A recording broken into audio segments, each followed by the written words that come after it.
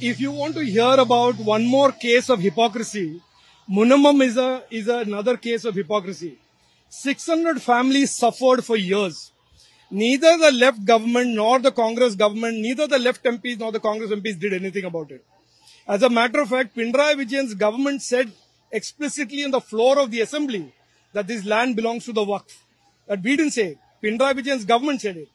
After the bill was enacted in Parliament, in the face, despite being opposed by the CPM and the Congress, it has been made clear to the judiciary of this land what the law of the land is. That the Waqf powers are limited, the Waqf powers can be curtailed, the Waqf powers can be overseen by the judiciary.